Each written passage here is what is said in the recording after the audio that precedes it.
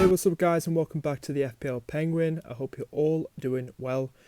Now, in today's video, I want to talk about, now we're edging a bit more closer. I think it's just less than 3 weeks away till the new season of the Premier League begins. What I've got right here for you guys, as you can see in the title, is what I feel are the most overlooked, good, very, very good players that are being overlooked, because basically owned by a very small percentage, and we're like, at the moment, just well over 1 million users have made an account for this season so far. So I just want to talk about the stats and how much they're owned by, and these players right here, this is the lineup here, that these players here that I feel at least one of them should be in your team, you know what I mean, or two. I mean, the most overlooked players that are very good value and everything, good stats, just being overlooked because everyone's looking at the top players like the Vardys, the Aubameyangs, Sterling Salahs obviously, but the Digne, that's pronounced his name right hopefully. And so let's get straight into it. As you can see, I put Foster there. He picked up, how many was it? 128 saves, and he's only owned by 3.3%, if I'm correct. He was okay. Watford finished, was it 10th or something last season, but he was one of their key players. He picked up a hell of a lot of saves. He did. Okay, they didn't pick up many clean sheets, but this guy here, they would have conceded more goals if it wasn't for him. He was a good shot stopper. He was. And the value here is, I think he's 5 million exactly, I think, correct. I think I'm surprised it seems so low when he was picked up all those saves. And okay, Watford's start is like Brighton at home, relatively easy, that easy game. And I know you've got other games like Arsenal, Everton away, Arsenal at home. I'd still go for him. He's a good goalkeeper and one of the best goalkeepers in FPL last season. If you were excluding, Alisson and Edison, he was one of the best if you're excluding those two. And he was one of the best along with Fabianski for West Ham as well. So probably look at him. You can always have him on your bench, something like that. Okay, maybe he's a bit steep, and a lot of people go for Button, who's only about, God knows, is he about 4 million exactly, or very cheap. Everyone's just going for his second fiddle in the Brighton team. He's hardly going to get any games this season with Ryan and goal. So that's why, because people just want to make the strongest team possible and just use one goalkeeper throughout the season. But he's being overlooked. I do think he is. So have a think about him. I've gone for the back four here. You can see Alonso. Okay, he's got the likes of Manchester United. He's got Leicester. He's got Norwich. And he's got Sheffield United. But I just think he's been overlooked. How will Lampard play his team? Okay, he's not doing particularly well in the friendlies at the moment. But things could change for Lampard and co. First season without Hazard, how they're going to do. I don't think they're going to do well. I don't think they're going to be in the top four, to be honest with you.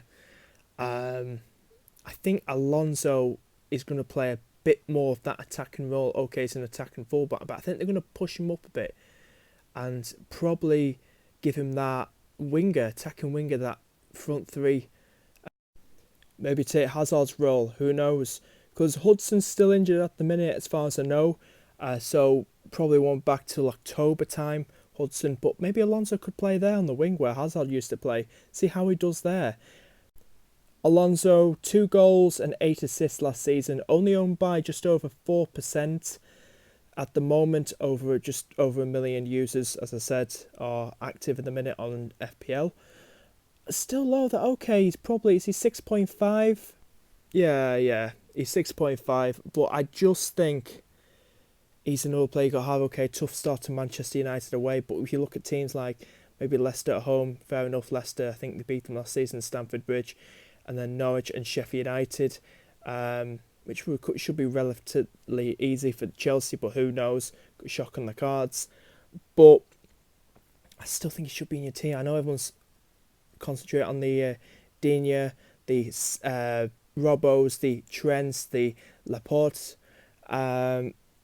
So it is hard to bring someone like that in because everyone's concentrating on City and Liverpool defenders at the moment. So do think about him.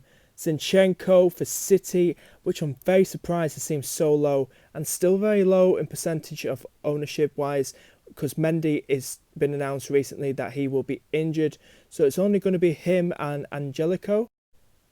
I hope I said that lad's name's right. But it's obviously going to be Zinchenko on left wing where he started.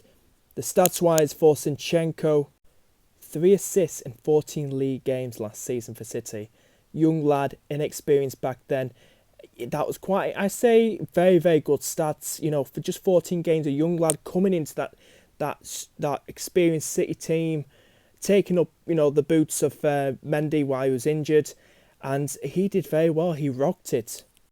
Only owned by just shy of 4%. Apologies there. 4%, just 3.9%.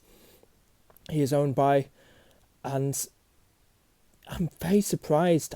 Instead of going for Laporte or Walker, who were owned by who were priced at 6.5 million and 6 million exactly, why not go for Zinchenko? 5.5 million price tag. He's guaranteed a start against, you know, West Ham and the rest of while Mendy's injured. And I still think when Mendy comes back from his injury, because I don't think it's a long-term one. He'll be back in about another, probably the end of August. I still think Zinchenko will keep Mendy out the side. I'm saying he kept him out the side when he came back last season. And I really do think Zinchenko is City's new left-back now, a starting left-back officially. So get him in your team. If you need that City defensive asset, go for him. He's a 0.5 cheaper than Walker. 1 million cheaper than Laporte, and he's more chance of getting more assists and stuff in more league games. I'd definitely go for him. Next up, we've got Duffy from Brighton. Okay, as I said, I do think Brighton will get relegated this season, but this guy, was it 5 goals and 2 assists last season from centre-back? You got to have him in. He's only owned by 3.3% of FPL users at this very moment of time. But I do think you should have him in. Okay, you think of the team's got Watford away, West Ham at home, I think Southampton at home as well. You've got to consider him. Maybe have him on the bench, and then when you feel comfortable, bring him on. Because, okay, I don't see Brighton keeping many clean sheets this season, but he's one of those good players that, good for corners, and, he's that impactful, centre-back that you need in your team who can score goals. Now everyone's talking about Digne from Everton. What about Seamus Coleman? I think Seamus Coleman just recently scored, was against Monaco in a friendly, scored the winner against Monaco in a friendly. He's been overlooked. His stats, his percentage at the moment, 2 goals and 2 assists last season, and only owned by, 3.7% right now. And everyone's going for Digne. I think Digne's in the 20-odd%. I don't know. I'm not following it. But I'd rather go for this guy. This guy is about 0.5%. I think I'm correct there. Cheaper than Digne. So not much. But and the stats-wise, it's not that much of a difference comparison-wise from Coleman to Digne from what they did last season. Not that much. Digne didn't do that much greater than Coleman. Stats-wise, yeah, he did better than him. But I feel you can still get a better Everton defensive asset fullback in Coleman than Digne. If you need to have that, it's like going down from Wilson to King. Okay, that's like 1.5, but I still think Coleman is still a good alternative to Digne. So don't overlook him. Right, I'm going to do this in one for these two players. Westwood and McNeil for Burnley. These two very well stats, as you can see, what I'm about to tell you.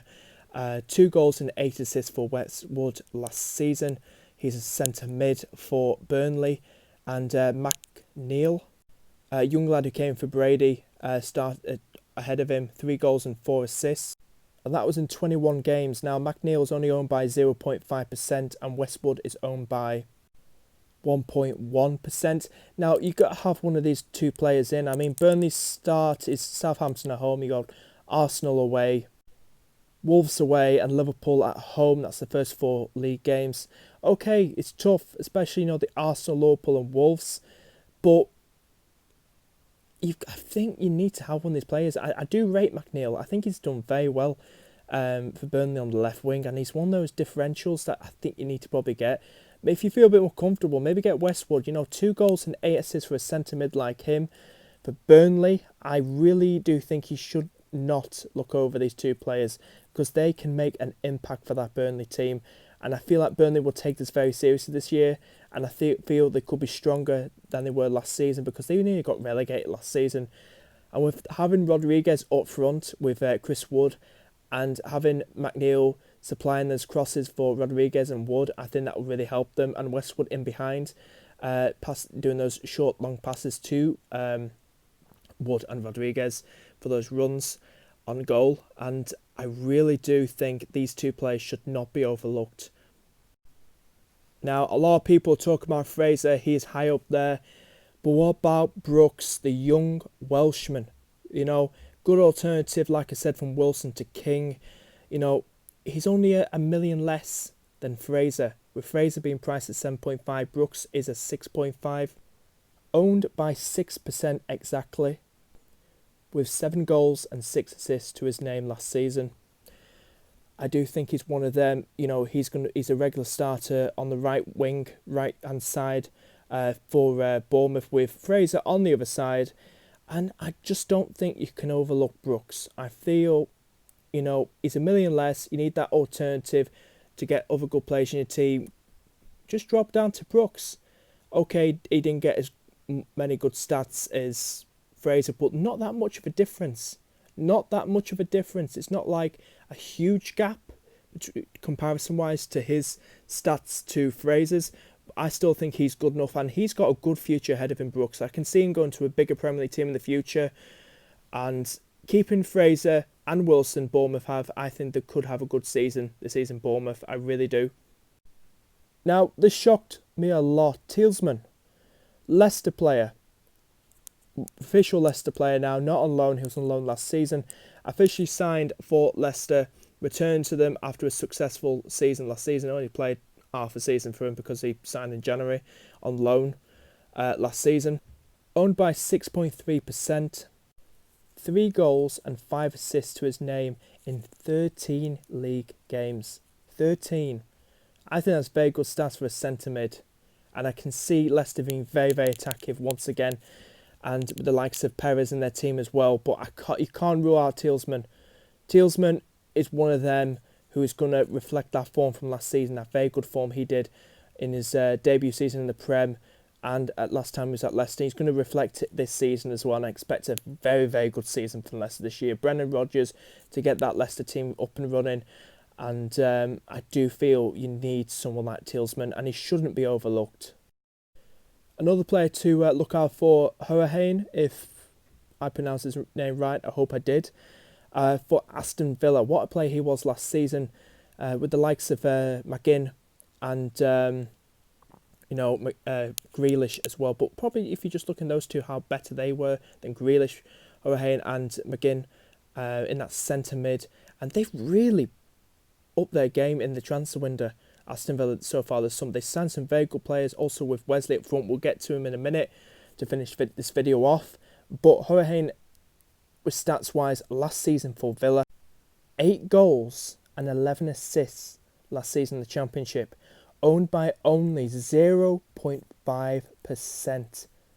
Okay, they got a tough start against Spurs, but I don't think they'll give them an easy game. I think they'll make a real good game out of it, Villa, I really do. And, they've got some very good fixtures after that, from game week 2 to 9, excluding Arsenal, though. But from most games, for a lot of those game week 2 to game week 9 games, I tell you something, they've got some good fixtures. And the way they're building their team at the minute, and they're looking good in pre-season, I really do expect a very good season for Villa next season. and you know, you can't overlook him. Especially McGinn as well. He picked up some good assists as well and goals. He's good as well. I wish I put him in this team, but I think these other players could not be overlooked and missed out in this video, who I've already put in that midfield you can see on the screen right there. Wesley, to finish this video off, I expect huge things from him. I heard from a lot of Aston Villa fans, a lot of TV experts, that Wesley was very good against Minnesota in their 3-0 win, in Villa's 3-0 win recently. Okay, he didn't score, but he linked up well with Jota or Fwata, or however you pronounce his name, or how I pronounce his name. He linked up well with him, and it looks like he's going to be that new Benteke. The Benteke from the Aston Villa times, let's get that correct. Not the Benteke from the Liverpool times, or the Benteke that's currently at Crystal Palace, but the Benteke who was the monster, the beast at Aston Villa. I really do think, because he's a tall guy, Wesley, he's a big guy, and, you know, okay, the Belgian league, different sort of league to Premier League, much better, much competitive, and you know, a different ball game. But I do think Wesley as well could, after Spurs, you got to look at those fixtures after the Spurs game, from 2 to 9, game weeks 2 to 9. They're the fixtures to look out for Villa players' assets. Thanks for watching, guys. Hope you enjoyed this video. Please subscribe. Please like the video. See you later.